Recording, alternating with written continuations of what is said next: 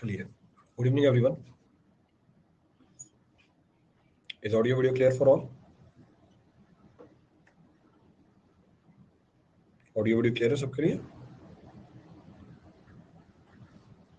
Clear है, audio video clear.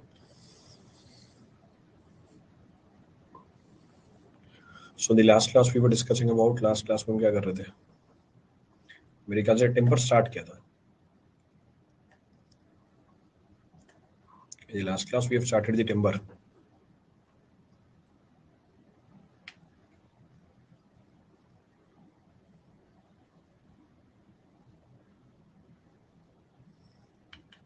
Classification of timber.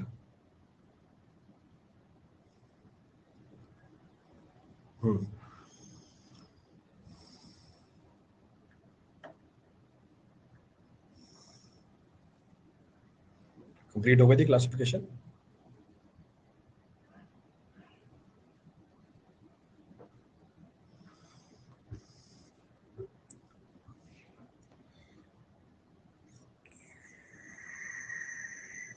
तो उसके आगे कंटिन्यू करना है हमें.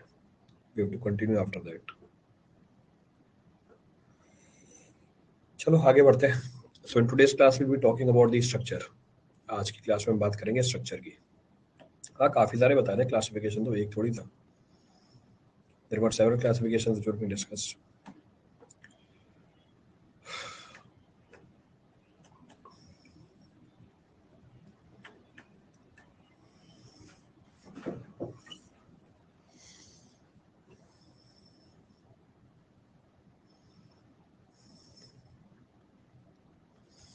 चलो आज स्ट्रक्चर की बात करते हैं.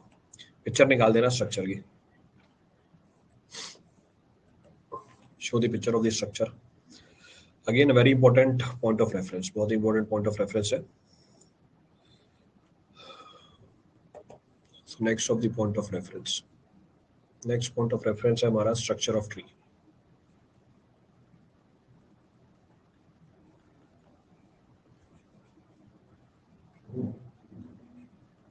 कल वैसे मैंने बना के दिखाया था आपको. Yesterday I have shown the structure of the tree also. Basic structure show करी थी ट्री की. तीन बेसिक कंपोनेंट्स होते हैं. There are three basic components of the tree. एक था हमारा क्राउन था, दूसरा था ट्रंक था, और तीसरा था हमारी रूट. तीनों के बारे में जानकारी दे दी. तीनों का फंक्शन बता दिया था मैंने आपको. Function of these three components was being given to you. तो अगर हम स्ट्रक्चर की बात करें, विजिबिलिटी के पॉइंट ऑफ व्यू से structure of the tree is classified into two. Visibility के पॉइंट ऑफ व्यू से structure of the tree is classified into two. एक मैक्रो स्ट्रक्चर और एक माइक्रो स्ट्रक्चर है. One is macro, the other is micro. Can be referred from the name also. नाम से भी समझ में आ रहा है. मैक्रो स्ट्रक्चर क्या मतलब है? Which can be seen from the naked I. Micro structure क्या मतलब हुआ? Which can not be seen from the naked आई. जो नेकेड आई से आप नहीं देख पाओगे, वो हमारा माइक्रो स्ट्रक्चर हो जाएगा. सॉइल क्यों लिख रहा हूँ, ये रूट है. सो रूट्स, ये है ट्रंक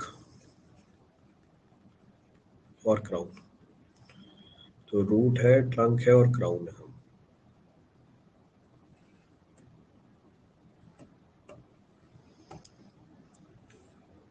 ये हमारा सेक्शन है ट्रंक का.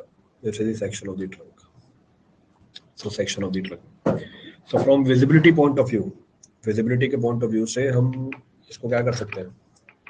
तो विजिबिलिटी के पॉइंट ऑफ व्यू से इसके स्ट्रक्चर को दो पार्ट में क्लासिफाई कर सकते हैं. एक macro structure which can be seen from the naked I, and second which can not be seen from the naked आई. वो हो जाएगा माइक्रो स्ट्रक्चर. तो जो मैक्रो स्ट्रक्चर है उसका क्रॉस सेक्शन मेरे को दे देना. तो उसमें अलग अलग कॉम्पोनेंट बताने हैं आपको. So we can say from visibility point of view, from visibility point of view,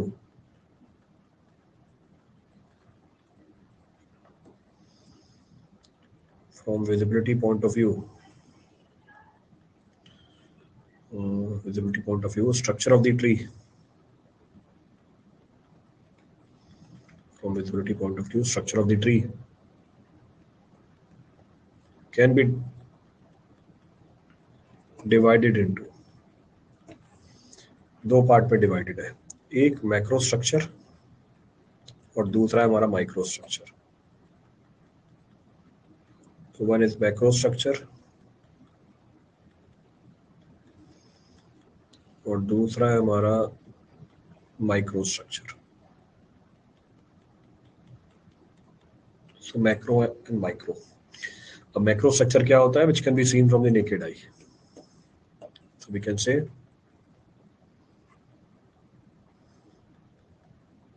macro structure of the tree, macro structure of the tree is that which can be seen from the naked eye. So macro structure of the tree is that which can be seen from the naked eye, which can be seen from the naked eye, which can be seen from the naked eye.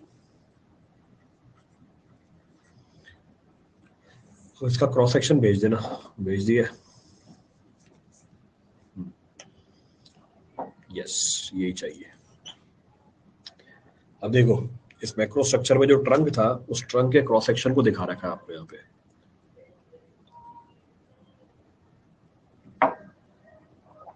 The trunk which was being mentioned, पिछले वाले diagram में मैंने trunk को mention किया था। अब उस trunk को काटा और उसका क्रॉस सेक्शन आपको दिखा रखा है। अब ये कंपोनेंट पूछे जाते हैं आपसे, एक ना एक कंपोनेंट तो पूछता है, कई बार मैच दी फॉलोइंग में भी आता है।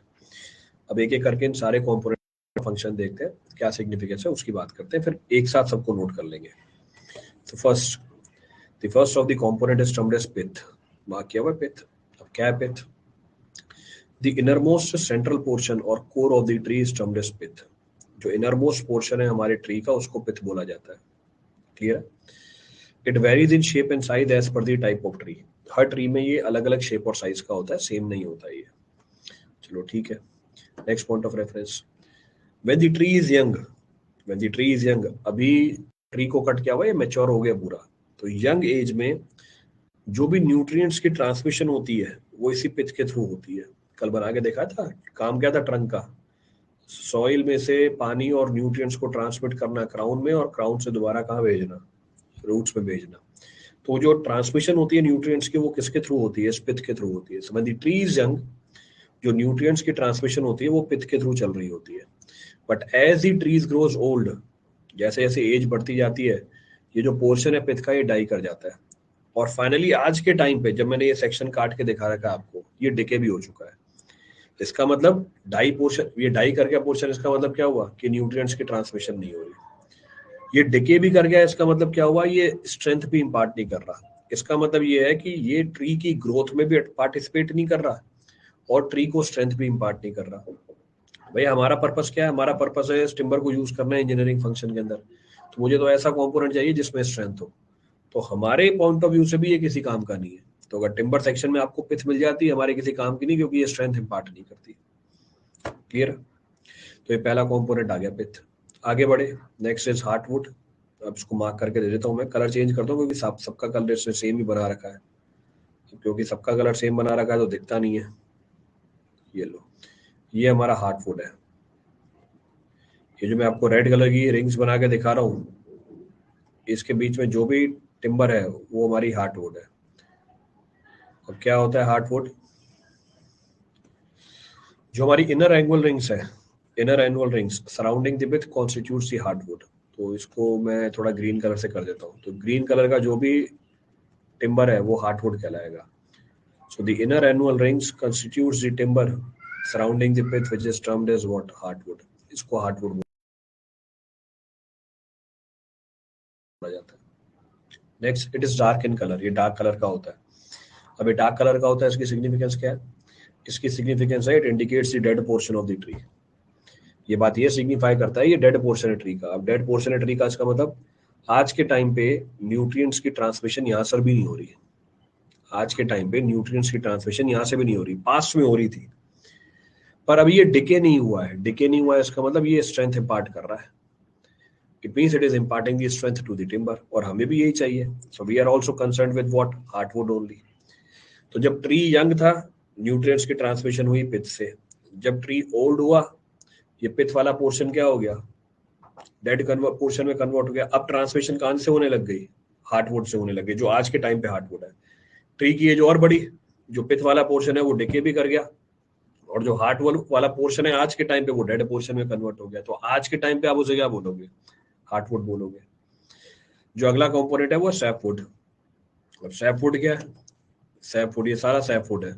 The outer annual rings, so the outer annual rings in between the cambium layer and heartwood constitutes the sapwood.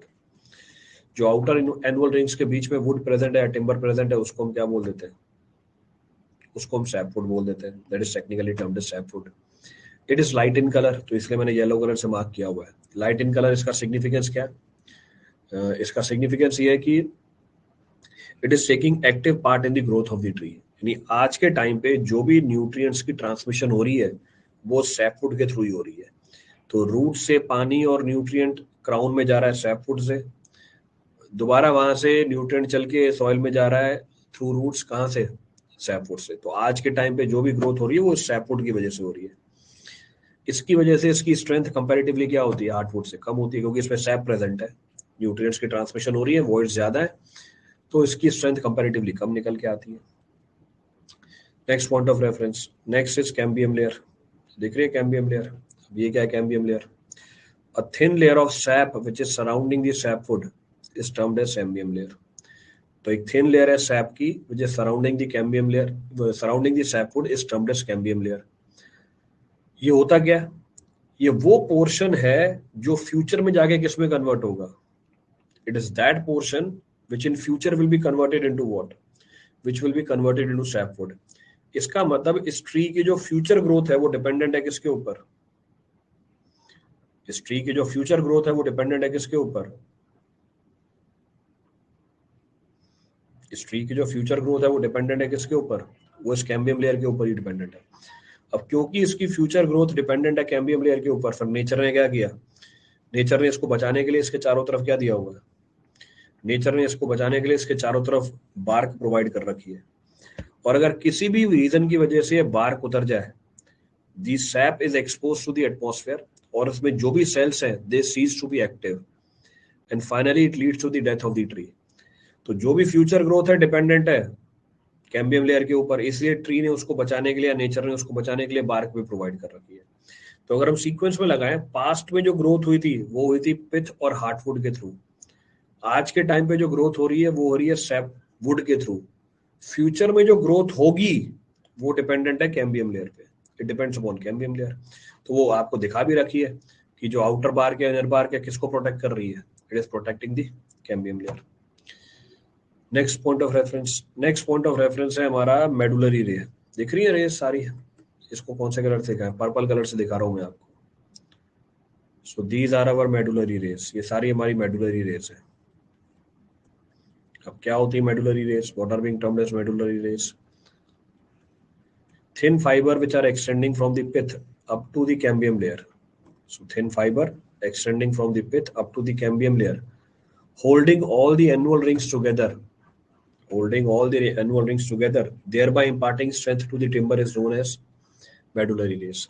कहने का मतलब ये है, कहने का मतलब ये है कि ये रेडियल फाइबर होते हैं जो एक्सटेंड करते हैं पिथ से कैम्बियम लेयर तक, और इन सारी एनुअल रिंग्स को आपस में होल्ड करके रखते हैं, जिसकी वजह से हमारे टिम्बर सेक्शन में स्ट्रेंथ आती है. अब क्यों इसकी वजह से स्ट्रेंथ आती है, इस बात को भी समझ सकते हैं.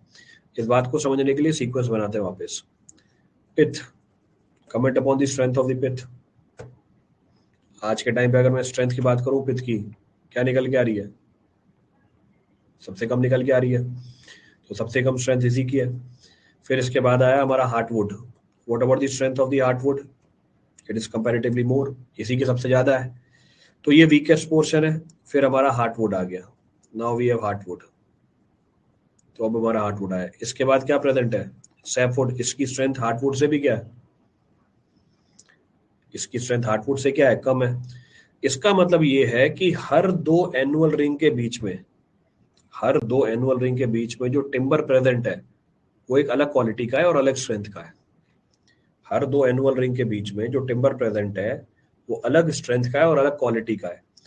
अगर ये मेडुलरी रे नहीं होती, जैसे ही आप लोड लगाते हैं सेक्शन के ऊपर, ये सेक्शन ही तो काट के दिखा रखा मैंने, जैसे ही आप लोड लगाते हैं सेक्शन के ऊपर, इम्पैक्ट क्या होता है इसका, ये फेल कर जाता है अक्रॉस दी वीकेस्ट सेक्शन। और वीकेस्ट सेक्शन क्या है इसका,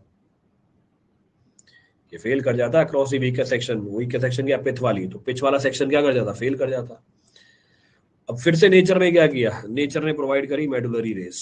ये हमारी medullary rays, so these are the medullary rays. ये होल्ड करके रखती है पूरे सेक्शन को आपस में एक साथ। अब पूरे सेक्शन को होल्ड करके रखती है आपस में एक साथ, इसका मतलब अब आपको स्ट्रेंथ कंपैरेटिवली ज्यादा मिलेगी। हाँ, हार्टवुड की स्ट्रेंथ से कम मिलेगी, पर अगर ये मेडुलरी रे नहीं होती तो हार्टवुड किसी काम का ही नहीं है, क्योंकि मेरा सेक्शन तो फेल कर जाता पिच के क्रॉस। पर इस मेडुलरी रे की वजह से पूरा सेक्शन एक सिंगल यूनिट की तरह काम करता है, जिसकी वजह से इसकी स्ट्रेंथ कंपैरेटिवली ज्यादा निकल के आती है, because of which the strength comes.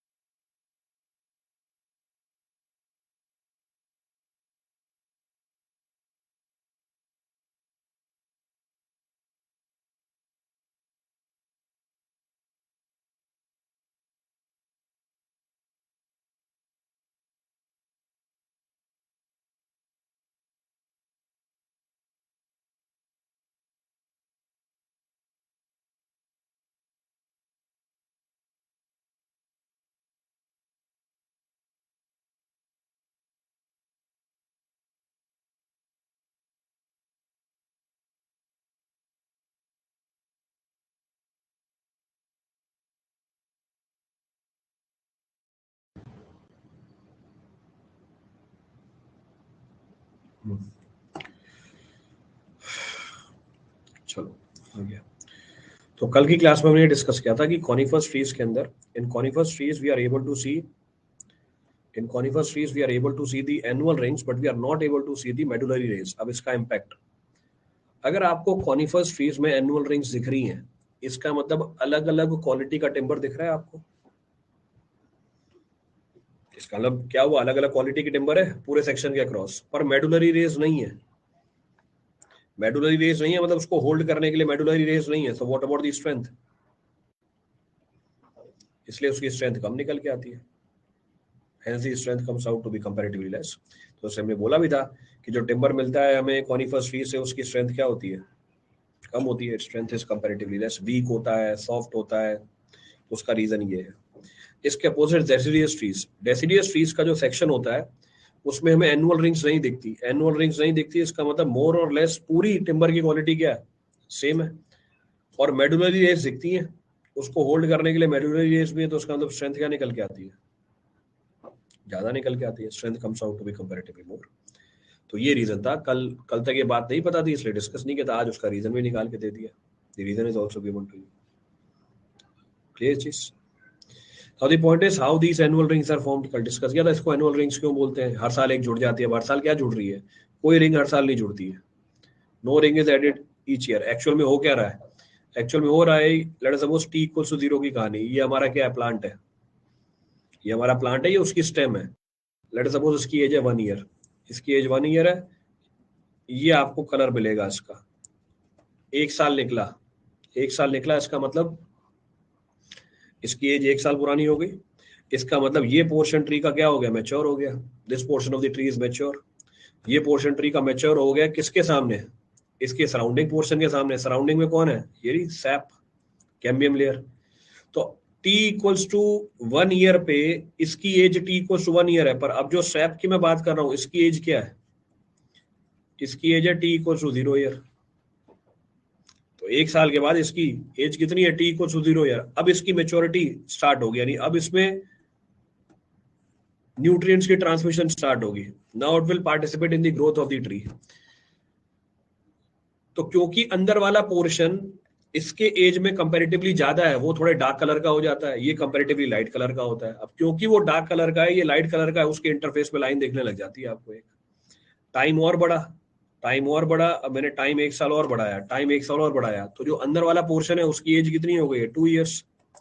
अभी जो आपको सैप दिख रहा है टी इक्वल टू 0 ईयर पे, इसकी एज कितनी हो गई? 1 ईयर। और कुछ पोर्शन सैप का कन्वर्ट हो गया सैपवुड के अंदर, certain portion is converted into sapwood, क्या हुआ इसको, certain portion is converted into sapwood. तो ये सबसे लाइट कलर का होगा, जिसकी age T equal to 1 year है, उसका कलर थोड़ा सा और डार्क हो जाएगा, अंदर वाले का कलर और ज्यादा डार्क है। तो कहने का मतलब है जैसे जैसे ग्रोथ होती जा रही है ट्री की, वैसे वैसे उसकी एज बढ़ती जा रही है, वैसे वैसे कलर चेंज होता जा रहा है। क्योंकि ये कलर चेंज होता जाता है टाइम के साथ, आपको उसके इंटरफेस पे क्या दिखती है? एक रिंग दिख जाती है, जिसको हम क्या बोल देते हैं, ये एनुअल रिंग है, हर साल एक रिंग जुड़ जाती है। पर एक्चुअल में क्या हो रहा है? हर साल ट्री की ग्रोथ हो रही है, every year the growth of the tree is taking place. Clear है पूरी कहानी?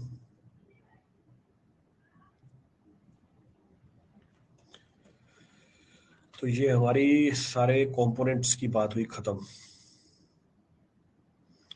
नोट करो अब सारे कंपोनेंट्स को, note all the components.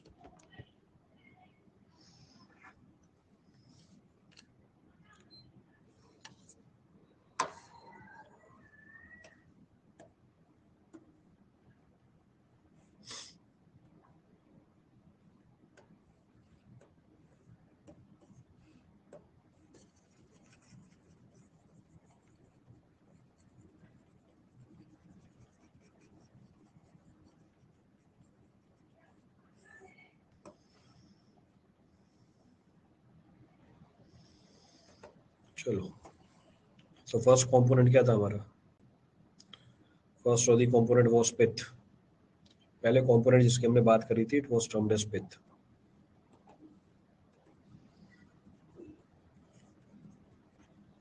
So pith, first point of reference, first point of reference क्या था? so we'll say the innermost central portion of the tree,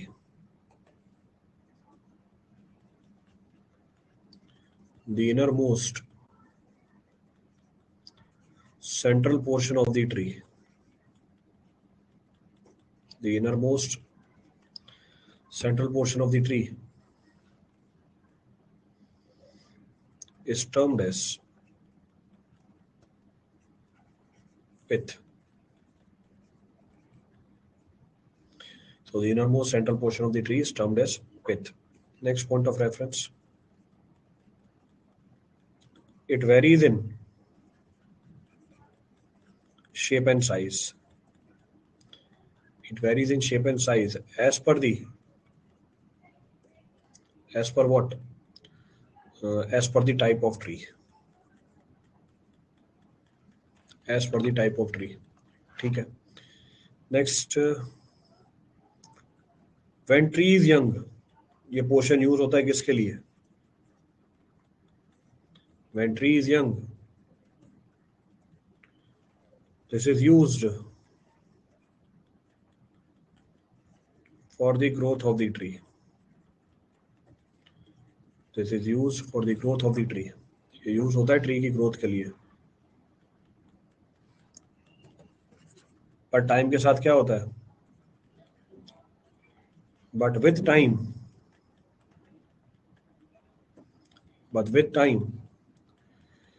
as the tree grows,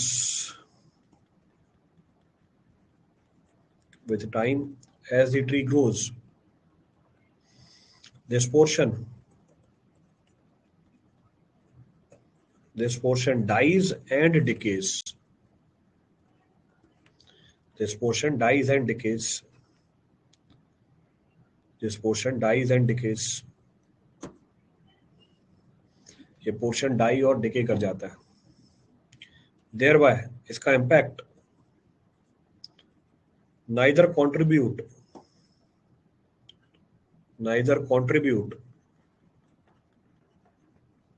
to any strength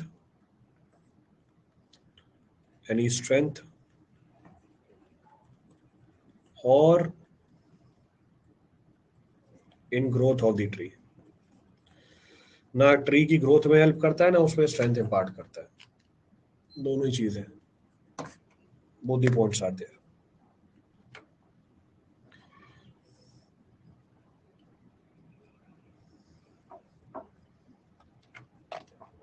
note करो सारे points, पीछे diagram में pick तो बना ही हुआ है।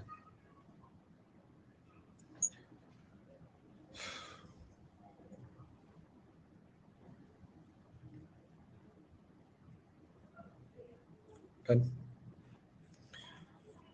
पहला कंपोनेंट खत्म। अगला कंपोनेंट था हमारा heartwood. The next of the component is heartwood.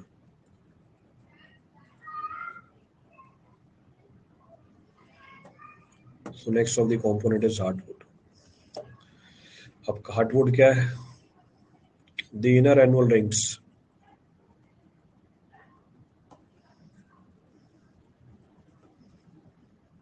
The inner annual rings surrounding the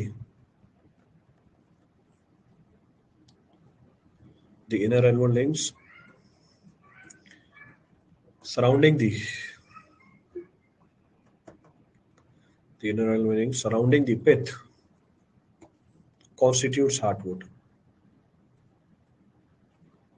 Constitutes hardwood. Next point of reference, it is dark in color. क्या इंडिकेशन है इसकी? It is dark in colour. इसका मतलब आज के time पे क्या है? डेड पोर्शन है। It is dark in colour, that indicates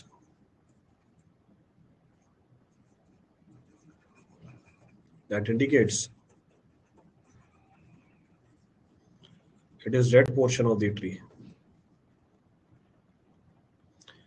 It is dead portion of the tree. That is क्या मतलब हुआ? Do not take active part in the growth of the tree. Do not take active part in the growth of the tree. Active part in the growth of the tree, but contributes in what? Contributes to the strength of the tree.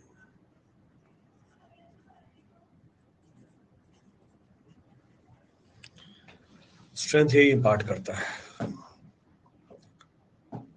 So contributes to the strength of the tree.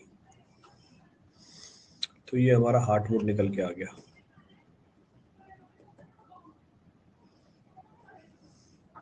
Next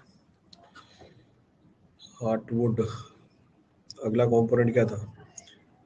इसके बाहर वाला component है sapwood. Third component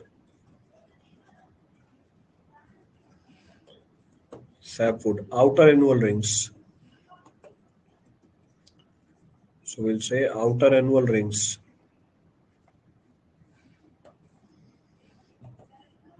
Outer annual rings. Outer annual rings surrounding the heartwood constitutes sapwood. तो outer annual rings जो heartwood के चारों तरफ है उसमें क्या प्रेजेंट है? सैपवुड प्रेजेंट है. ये लाइट इन कलर है. So will say it is light in colour. So it is light in color. So it is light in color. Indicating what? Indicating it takes active part. Indicating it takes active part. Indicating it takes active part in the growth of the tree. Takes active part in the growth of the tree. ये active part लेता है किसके अंदर? Tree की growth के अंदर. पर इसकी स्ट्रेंथ क्या होगी? But its strength is comparatively less.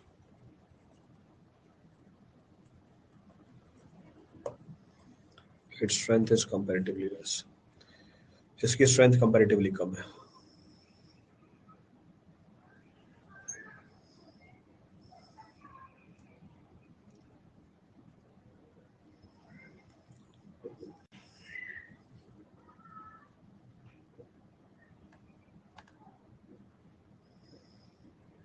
Note करो सैपवुड को।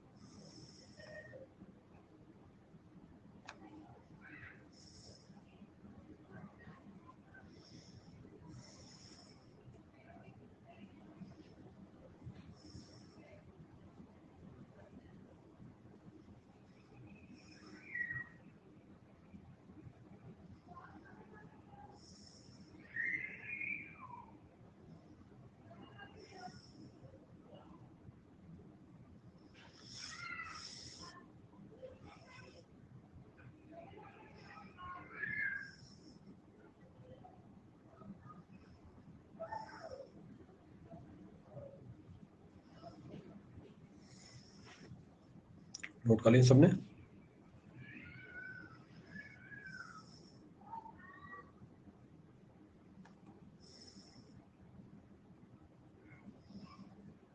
रिपीट करना है इस पे तो कुछ भी?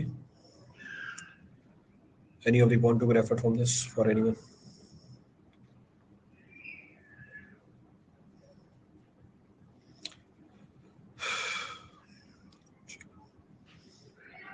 नेक्स्ट कंपोनेंट कौन सा है? सैपवुड हो गया। Next of the component is termed as, इसके बाद आती है हमारी sap, cambium layer. So next of the component is termed as cambium layer.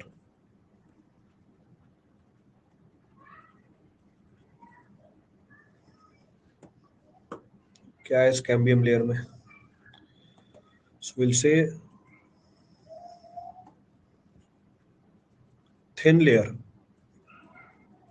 of sap. So we can say it is a thin layer of sap. Sap means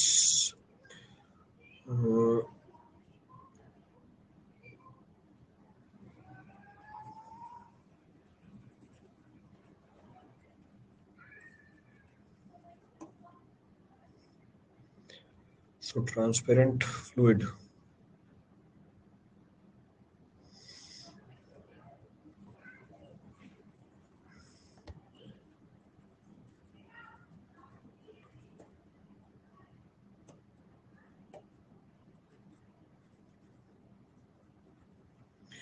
So thin layer of sap किसके बीच में है ये? In between the, so thin layer of sap in between the sapwood and bark. Bark भी दो है, inner bark, outer bark and inner bark. So thin layer of sap in between the sapwood and inner bark is termed as cambium layer. इसको हम क्या बोल देते हैं? Cambium layer बोल देते हैं। So it's termed as cambium layer.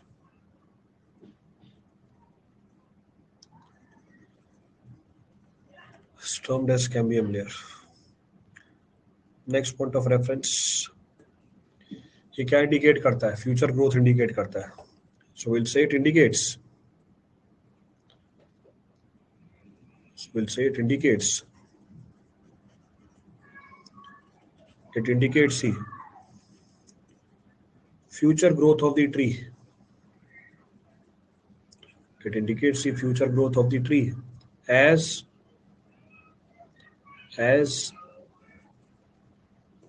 the sap, as the sap gets converted into what? The sap gets converted into sapwood. The sap gets converted into sapwood over the period of time. Over the period of time. दो component और है। Next is bark, ये था चौथा।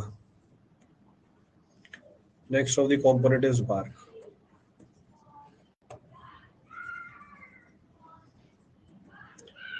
Protective layer. So we'll say thick protective layer thick protective layer surrounding the thick protective layer surrounding the thick protective layer surrounding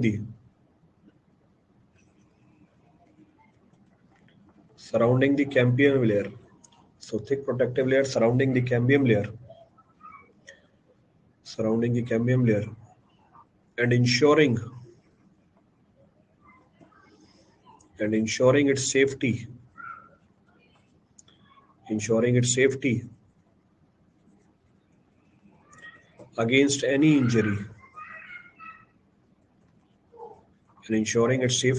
against any injury is termed as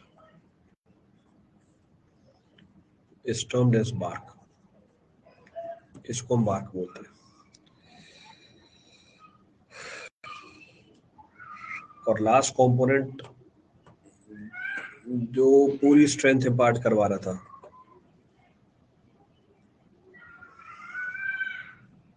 six है ना, is medullary रे.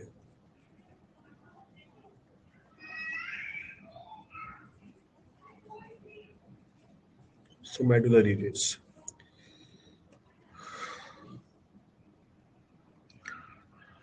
Race, क्या है भैया medullary race? Thin radial fibres.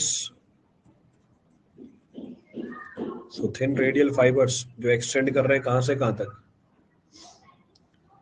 So thin radial fibers extending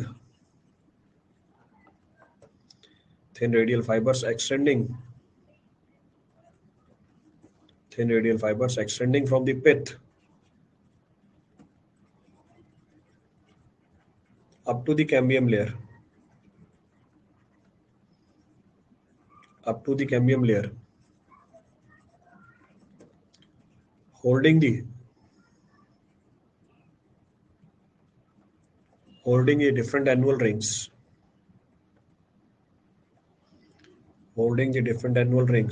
in position,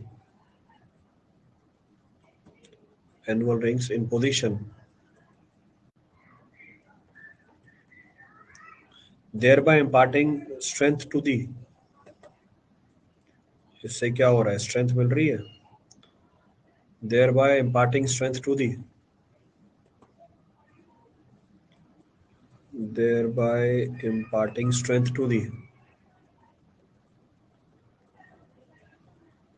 section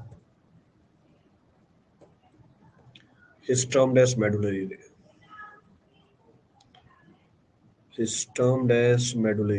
जितनी बातें बताई थी वो सारी लिख दी है.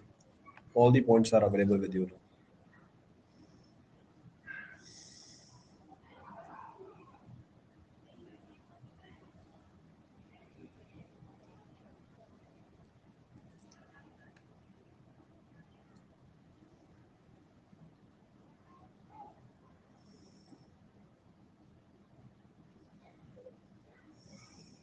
Back.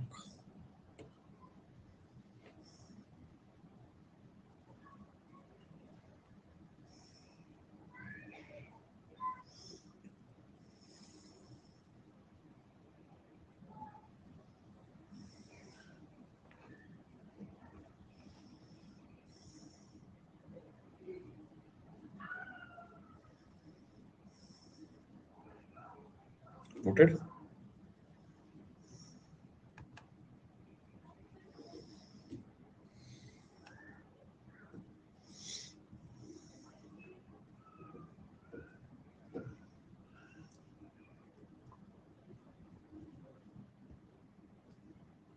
Done.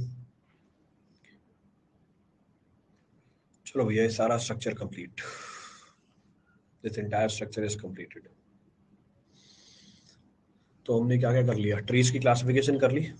We have done the classification of the trees. Then we have done the structure of the tree. तो structure भी कंप्लीट कर ली. अब आगे बढ़ते हैं. जो भी हमारे आर्टिफिशियल बिल्डिंग मटेरियल थे उसको हमने बनाया था. तो आप किसकी बात करते थे? मैन्युफैक्चरिंग की बात करते थे. We talk about the manufacturing. ये मैन्युफैक्चरिंग कैसे होती है उसकी. अब ये कैसा मटेरियल है? नेचुरल बिल्डिंग मटेरियल है. तो इसकी मैन्युफैक्चरिंग नहीं होती है. यार manufacturing is not being carried out. इसकी हम प्रोसेसिंग करते हैं। तो here we carry out processing of the timber. तो ये नहीं बोलेंगे कि हमने क्या किया, इसकी मैन्युफैक्चरिंग करी, हम बोलेंगे इसकी क्या कर रखी है हमने, इसकी प्रोसेसिंग कर रखी है। रियल पिक लो भाई, रियल पिक देख लो।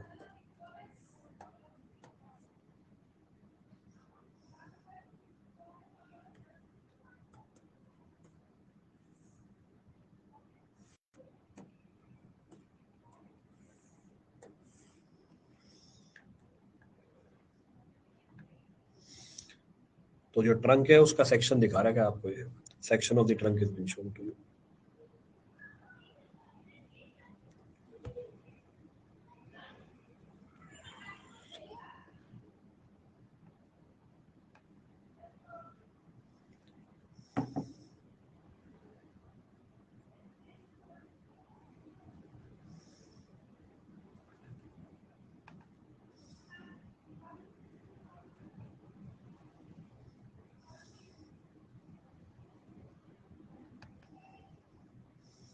डन।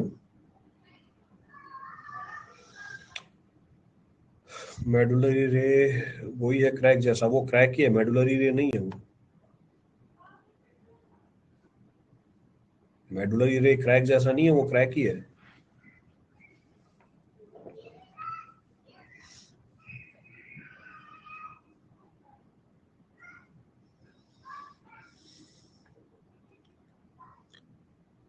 तो 15 16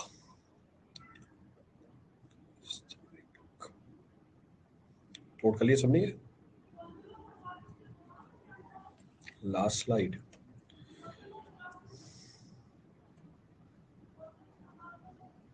ये लास्ट स्लाइड।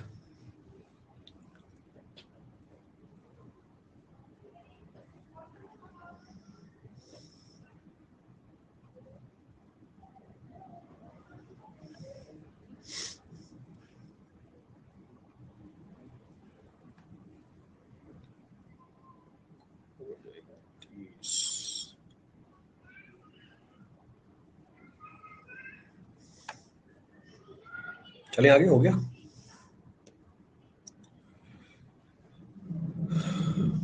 चलो आगे बढ़ते हैं।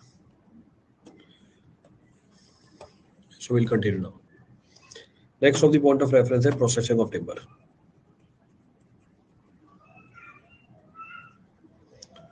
So next of the point of reference is processing of timber.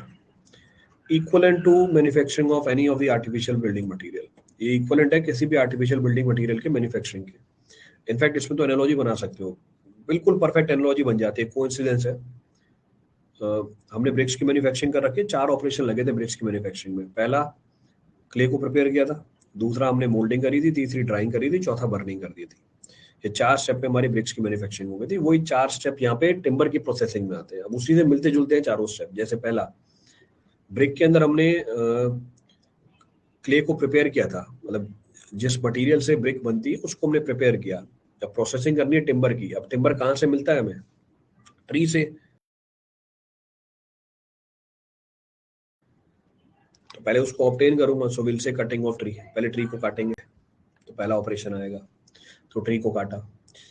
हमने बोला था कि मोल्डिंग करने के बाद ब्रिक के अंदर पानी बहुत ज्यादा होता है, इसलिए अगर आपने उसको डायरेक्टली बर्न किया तो उसमें क्रैक डेवलप हो जाएंगे, इसलिए पहले ड्राई करो। सेम कहानी यहाँ पर है। कट करने के बाद अगर आपने टिम्बर को यूज कर लिया, इतना ज्यादा पानी होता है इसके अंदर, 50% से ज्यादा वेट पानी का ये टिम्बर में। तो अगर आपने एक पेड़ को काटा, पेड़ का वेट आया 1000 किलो, 600 किलो पानी होगा उसमें। आपने पेड़ को काटा, उसका वेट नोट किया, 1000 किलो आया, 600 किलो तो पानी है। अब इतने पानी वाले टिम्बर को मैं डायरेक्टली यूज कर लूं अगर किसी भी कंस्ट्रक्शन एक्टिविटी में, ये पानी तो वेपराइज होगा आगे। पानी वेपराइज होता है, वॉल्यूम डिक्रीज, यानी क्रैक डेवलप होंगे, हमारा जो टिम्बर है किसी काम का नहीं रहेगा। इसीलिए ट्री को कट करने के बाद पहले उसमें से पानी बाहर निकालते हैं। टेक्निकली बोलते हैं सीजनिंग, जो कल भी डिस्कस किया था। क्लासिफिकेशन रहती है on the basis of ease of seasoning, तो वही ऑपरेशन आती है यहाँ पे सीजनिंग। जब आपने सीजनिंग करके वाटर को एलिमिनेट कर दिया इसमें से, अब इसको हम रिक्वायर्ड शेप और साइज देंगे। जैसे ब्रिक में दी थी मोल्डिंग, यहाँ पर नाम क्या रख दिया, यहाँ पर नाम रख दिया कन्वर्जन ऑफ टिम्बर। तो हम रिक्वायर्ड शेप और साइज देते हैं। और फाइनली कन्वर्जन करने के बाद उसकी प्रिजर्वेशन कर देते हैं। प्रिजर्वेशन कर देते हैं कहने का मतलब क्योंकि नेचुरल बिल्डिंग मटेरियल है, since it is natural building material, more over organic nature है, इसमें टेंडेंसी होती है हमेशा डिके होने की। तो ये डिके नहीं हो, इसकी लाइफ बढ़े, इसके लिए हम इसकी प्रिजर्वेशन करते हैं, we go for its preservation. तो ये 4 ऑपरेशन निकल के आते हैं। तो जैसे ब्रिक्स की थी मैन्युफैक्चरिंग, वैसे ही इसकी प्रोसेसिंग है। On the same lines we have the processing of the timber. तो इन 4 ऑपरेशंस के बारे में जानना रहता है। Will talk about these 4 operations. क्या है ये 4 ऑपरेशंस, एक एक करके उठाते हैं। What are these 4 operations, will talk one by one. So processing of timber, so we'll say it is carried out, it is carried out in following sequence of operation.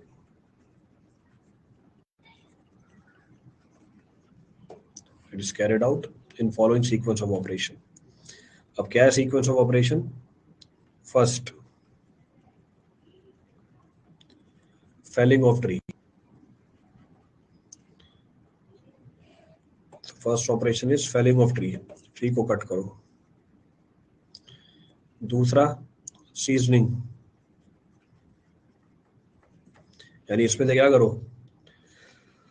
Water को हटाओ। तीसरा conversion, और चौथा क्या है, preservation. सबसे important operation है ये।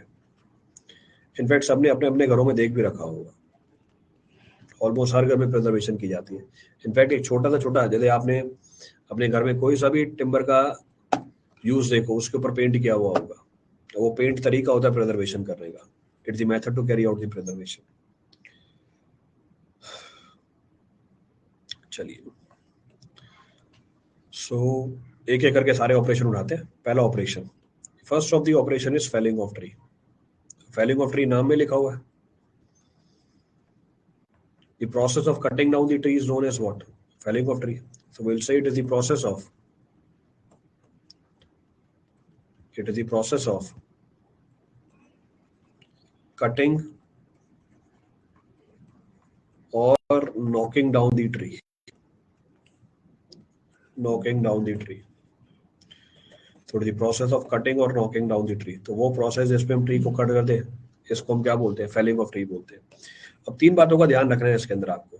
3 चीजें, 3 चीजों के ऊपर जनरली प्रॉब्लम्स बनती है। किन 3 बातों का ध्यान रखना है? पहला, ट्री को मैं कब कट करूं। दूसरा, ट्री को कैसे कट करूं। तीसरा, किस सीजन में कट करूं। पहला, किस एज में कट करूं। दूसरा, किस तरीके से कट करूं। तीसरा, किस सीजन में कट करूं। पहले वाले के ऊपर कमेंट करते हैं। आप ट्री को तब कट करोगे, या एडवाइजेबल है तब कट करो, जब ट्री सफिशिएंटली मैच्योर हो जाए, when the tree has attend sufficient maturity. Reason being, अगर आपने अंडर मैच्योर ट्री को कट कर दिया, उसमें सैप ज्यादा होगा, सैप फुट ज्यादा होगा। इसका स्ट्रेंथ आपको कम मिलेगी, क्योंकि इन दोनों पोर्शन की स्ट्रेंथ कम होती है। अगर आपने ओवर मैच्योर ट्री को कट कर दिया, if you cut over mature tree, उसमें फिर आपको पिथ ज्यादा मिलेगी, तब भी स्ट्रेंथ आपको कम मिलेगी। तो अंडर मैच्योर ट्री की भी स्ट्रेंथ कम, ओवर मैच्योर ट्री की भी स्ट्रेंथ कम। इसलिए ट्री को कट करना चाहिए जब वो सफिशिएंट मैच्योरिटी अटेन कर ले। वो ट्री टू ट्री वेरी करती है। जनरली ट्री को कट के जाता है जब उसकी एज 50 से लेके 100 साल के बीच में हो जाए, when it falls in the age of 50 to 100। वो डिपेंड करता है, इट डिपेंड्स कैसा ट्री है। दूसरा, किस तरीके से कट करें। इस तरीके से कट करो कि मैक्सिमम टिम्बर मिले आपको, तो जस्ट अबव द बेस। तो ट्री को बेस के जस्ट ऊपर से काटा जाता है ताकि मैक्सिमम टिम्बर मिले उसमें से। तीसरा, किस सीजन में कट करें। उस सीजन में कट करो जिस सीजन में सैप की मूवमेंट सबसे कम हो। उस सीजन में कट करेंगे जिस सीजन में सैप की मूवमेंट सबसे कम हो। उसके लिए कल वाला रेफरेंस उठाएंगे। हम टिम्बर कहाँ से यूटिलाइज करते हैं, डेसिडियस ट्रीज से। डेसिडियस ट्रीज कैसे हैं, ये एवरग्रीन ट्रीज नहीं होते हैं। They shed their leaves in autumn which grows back in, जो दोबारा ग्रो कर जाती है किस पे, स्प्रिंग्स में, which again grows in springs. इसका मतलब इन 2 सीजन के टाइम पे क्या होगा,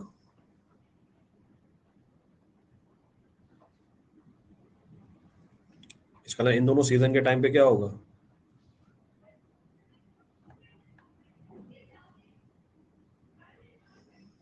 इन दोनों सीजन के टाइम पे क्या होगा, सैप की मूवमेंट विग्रस होगी।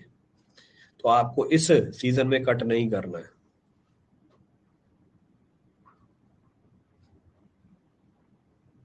क्लियर है,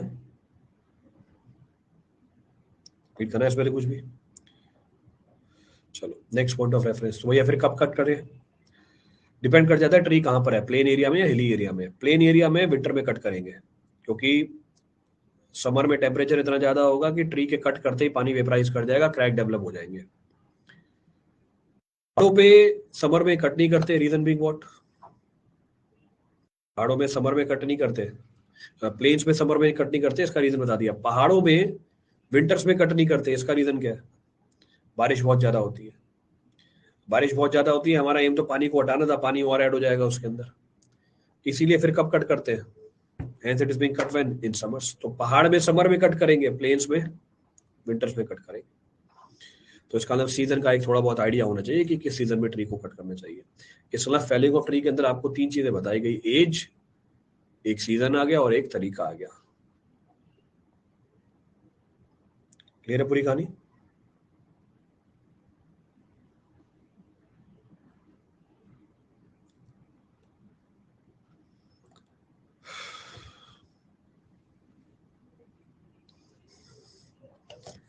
So it is the process of cutting or knocking down the tree. Next point of reference. Next point of reference.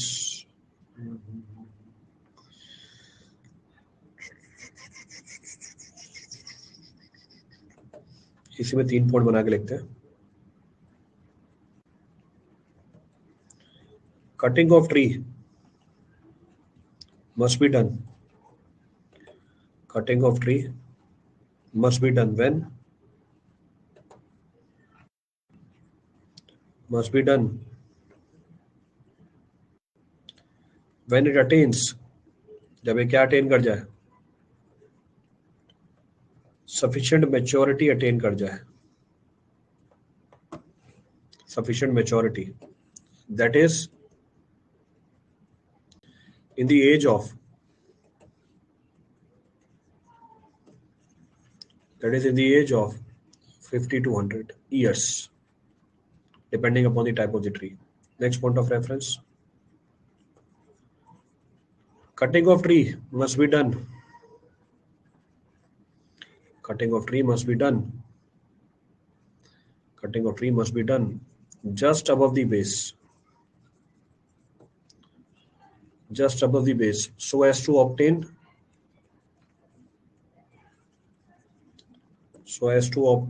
maximum timber. So as to obtain maximum timber from it. तो तीसरा point क्या बोला है? Cutting of tree must be avoided.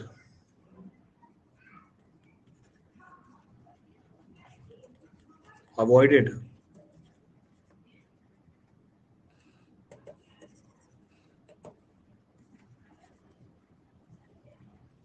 in autumn and springs. In autumn and springs, when sap is in vigorous motion. When sap is in vigorous motion.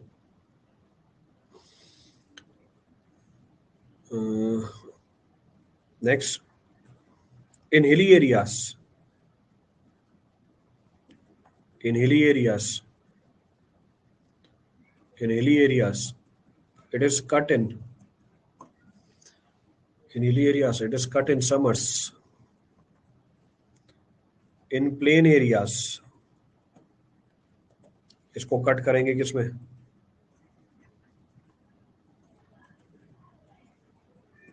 Winters में। क्यों?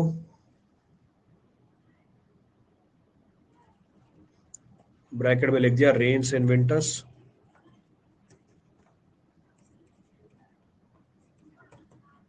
High water loss in summers. Reason भी bracket में डाल दिया समझने के point of view से, क्या रीजन है इसका।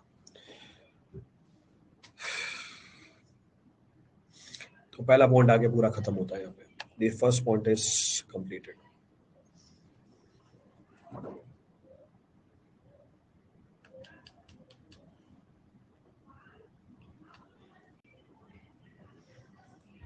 बैक।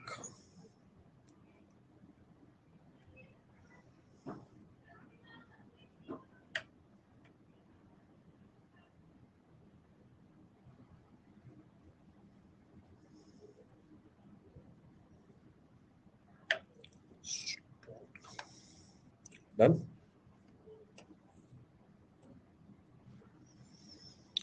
चलिए, तो कल आपकी प्रोसेसिंग खत्म हो जाएगी।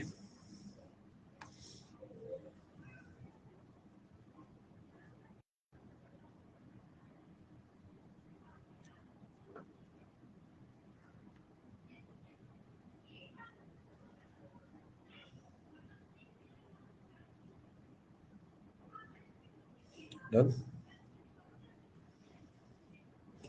ये लो लास्ट पॉइंट।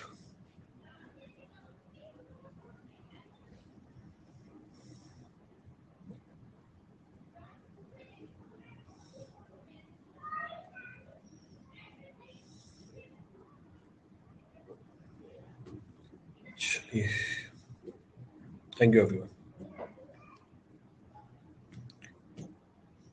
उसका लॉजिक समझ में नहीं आया भैया। प्लेन एरिया में गर्मियों में टेम्परेचर बहुत ज्यादा होगा, पेड़ काटोगे पानी वेपराइज कर जाएगा, क्रैक डेवलप हो जाएंगे, इसलिए सर्दियों में काटते हैं। हिली एरियाज में विंटर के अंदर बारिश बहुत ज्यादा होती है, तो इसलिए फिर समर में काटेंगे। तो किस सीजन में काटते हैं वो बता दिया, अपोजिट सीजन में क्यों नहीं काट रहे उसका रीजन ब्रैकेट में डाला हुआ है।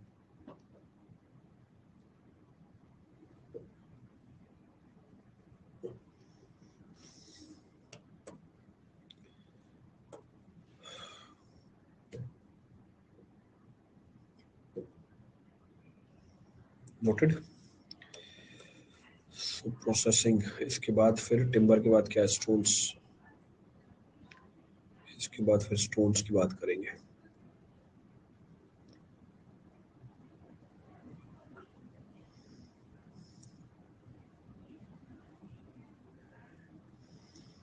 तो खलिए सबने। Thank you everyone.